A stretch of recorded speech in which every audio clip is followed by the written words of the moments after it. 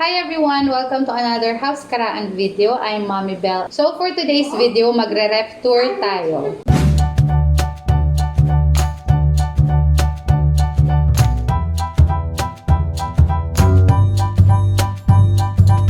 So share ko din sa inyo kung paano ako mag-organize ng aming food sa loob ng aming refrigerator.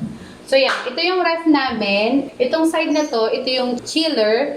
And this side naman ang freezer. Good thing about this ref is inverter siya. Halimbawa, ang bubuksan namin is yung side lang ng chiller, at least separate siya. And kung freezer naman, yung sa side lang ng freezer. By the way, yung brand pala nung ref namin is Sanden. It's a Japanese brand. And I think proven naman na tong brand na to sa amin kasi we're also using this for yung chest freezer namin. First tip is, an empty fridge is bad. Pero yung sobrang daming laman din ng fridge is hindi din siya okay. Kasi syempre, pag konti lang yung laman, kailangan ma-maintain natin yung temperature. So, kailangan maglagay kahit tubig. And pag sobrang dami naman, hindi na maintain yung circulation nung temperature which cause pwedeng masira yung food or baka may mga mamiss out tayong food na pwedeng masira. So, ito, ganito ko siya ina-arrange. Actually, kailangan ko pa ng mga organizer pero hindi pa dumarating yung mga organizer ko. So, ito pa lang yung available. This is how I arrange sa part ng chiller. So, dito sa upper part, nakalagay lahat ng mga dip, salsa, mga palaman, mga berries, itong kimchi. Dito din nakalagay yung mga pang-samgyup ko and yung mga citron and honey ginger tea. So, yan. Nandyan siya sa side na yan. Dito naman sa side na to, we have the water. Kasi itong water na to, hindi to namin yung pang everyday. Kasi we have a dispenser naman. Pero, halimbawa, lalabas kami. Ito yung nilalagay namin or ready water namin to grab para dalhin namin sa kotse. And this one naman, so marami yung stock kami na yan. Ito naman, mga milk, chocolate, milk, mga skim milk na ginagamit na, fresh milk na ginagamit namin for our coffee, and yun sa kids naman. Then this one, yung nasa dulo, mga juices and soda. Pero itong soda, bihira yan. Hindi rin kasi kami masyadong mahilig, pero naglagay lang din ako ng stock in case na minsan may mga cravings ko or may bisita. So, dito sa side na to, ang plano ko talaga dito, dapat meron siyang parang organizer, pero hindi pa kasi dumarating. So, ito yung pinaka-mabilis maubos na stocks namin dahil sa mga bata. So, yan, meron silang Chucky, then merong mga milk, then yogurt, tapos ito Yakult, then ito Milo, and yun, fresh milk. Sa side naman na to, ito yung nabili kong organizer sa Shopee. Ang nakalagay dito is mga fruits and veggies. Another tip is dapat hindi pinaghahalo ang vegetable at prutas because of its humidity differences. Except sa strawberries. Yung mga strawberries, pwede mo siyang ihalo. So, part na to is mga gulay. Ito yung lettuce ko. Hindi kami masyadong naglalagay ng sobrang dami. Kasi dito sa amin, everyday naman may deliveries ng gulay. And mabilis kasing mabulok. So, hindi kami masyadong naglalagay ng madami. So, ito yung mga lemon and calamansi. Nakalagay din siya dyan. Pinaghalo ko na since same component lang naman ang lemon and calamansi. Side naman dito, nandito yung kamatis, yung mga patatas, and the rest. Yan. May nabasa ko na dapat daw ang eggs is nasa middle part kasi yung shelf life niya mas tumatagal pag nasa gitna. Pero sa case na to, since wala pa rin naman akong lagayan, and konti lang din naman yung egg namin, sobrang mabilis maubos ang egg namin. So, diyan ko na din siya nilagay. So, ito naman, yung side na to, nandito nakalagay yung mga white chocolate and yung mga flavored syrup na ginagamit ko for our coffee. Pag gumagawa kami ng mga DIY coffee dito sa bahay, so ito yung mga ginagamit kong sauce and syrup. Then dito naman, lahat ng vitamins ng mga bata and mga gamot nila like may fever, nagtatae, na may mga sipon, may mga ubo. So, nandito lahat yon. constipated, and mga vitamins nila na tinitake. Usually, lagi na constipate yung mga bata. Meron ako ditong mga Dolcolax na nagagamit ko for the kids. And this one naman, ito yung mga rapid test na stocks namin in case na makaramdam kami na, alam mo yon, since COVID ngayon, dapat always ready tayo. So, nandito yung mga rapid test na pwede namin magamit if in case nagkaroon ng emergency. We feel that we are experiencing COVID symptoms. So, at least ready kami na meron kaming stocks dyan. So, yan. Yan yung aming chiller. So, usually, hindi talaga to laging puno. Nagkataon lang na weekends ngayon, so nakapag-grocery kami. Pero, nauubos din yan. Ang ginagawa namin pag paubos na yan, naglalagay kami ng water na may lemon.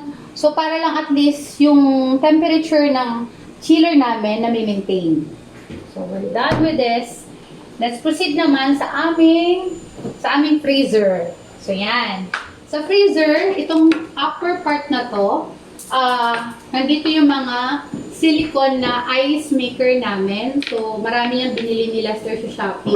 So, at least, pag gumagawa kami ng coffee or gusto namin ng mga ice drink, available yung cube ice. Meron naman kasi kami dito na ice maker, pero hindi to sa amin kasya eh. Kulang to eh. So, nagdagdag kami ng mga ganito.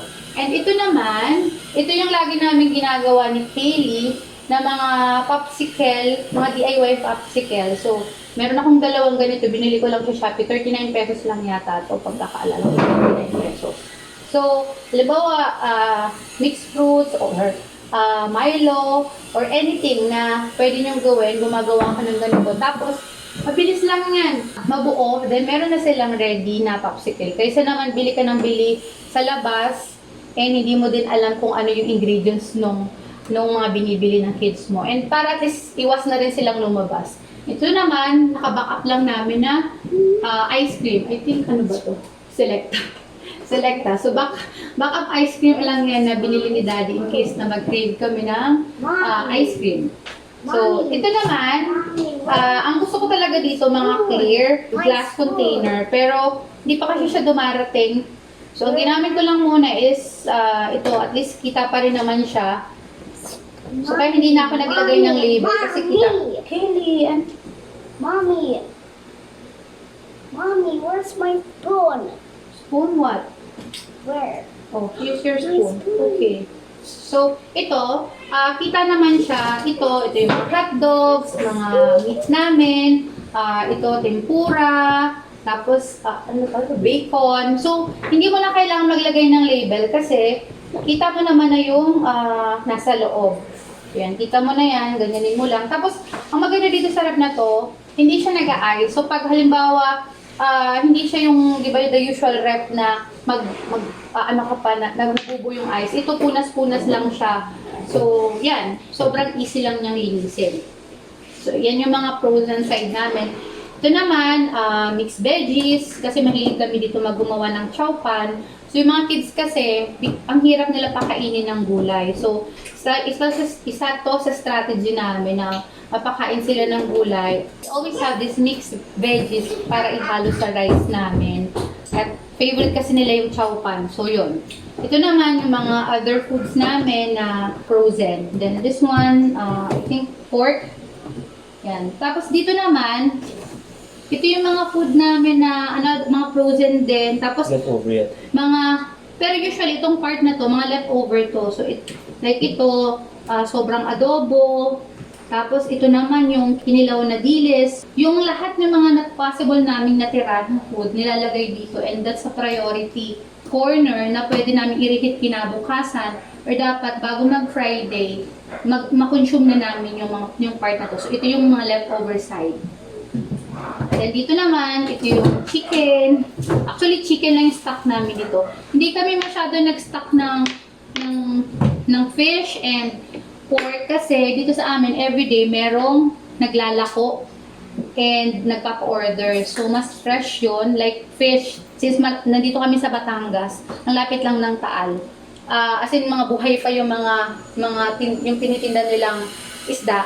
So, umaga, nakakapamili talaga kami ng mga fresh na fish. Tapos sa pork naman, meron din sa amin nagpapa-order dito ng mga bagong katay at mas mura siya kasi pag sa supermarket nasa 300 plus 400 per kilo. So dito, nakakabili kami ng 220, 250 per kilo tapos bagong katay pa siya. So yan, hindi kami. Yung chicken kasi, meron kaming binibilhan na mura lang siya. And in fact, sa Pure Gold, mura yung chicken niya. So yan, nag-stock kami ng chicken. Then ito, mga cheese, butter. Then this one naman is our ice maker. So, di ba, ang konti lang niya. Swirl mo lang yan. Nalalaglag siya dito. Yan, nalalaglag siya dito. Pwede namang refill mo ulit, tapos gawa ka ulit. Pero, ang pag kasi, pag naging tubig na, so magdidikit-dikit na siya. So, preferred namin yung ganito na, tsaka nakasilikon siya. So, ang bilis lang niyang tanggalin. So, dito naman, yung mga popsicle na mga bata na parang ice candy. Pero, parang plano ko na din gumawa ng our own ice candy na pwede namin ilagay. Tapos mga yogurt na parang ginagawa nilang ice candy. Yan, dyan nakalagay. Ito sa amin medyo bago pa yung rep namin. So, parang ang bilis pa niya linisan. Pero may mga times kasi na kailangan mo taga mag-deep clean ng rep nyo. And always put parang charcoal or yung baking soda, ilagay mo sa rep mo. Kasi it also help na mais yung parang mga smell na, syempre, yung may fish, may yung mga malalansang amoy. Another tip also is yung milk. So, dapat yung milk, hanggat maaari, ilagay mo sa gitnang corner para yung temperature niya mas mataas. Huwag dito sa gilid kasi mas less yung temperature na meron dito sa may gilid. So, possible na mas ma-spoil agad yung milk mo. So, I think yun lang. And I hope nakatulong yung rep tour and how we organize our food here. So, please remember na importante din to kasi 'di ba? Syempre, most of us are staying at home. One thing na na-realize ko kasi last week medyo nag-home quarantine kami because we're feeling symptoms na parang may sakit kami. So, malaking bagay na meron kang maayos na storage ng food para at least maiwasan mo yung paglabas, makapag-store ka ng maayos. And right now, nakaka-peace of mind na maayos yung storage ng food nyo and organize siya. So yun, that's it. And thank you so much for watching House Caraan. See you on the next video. Bye!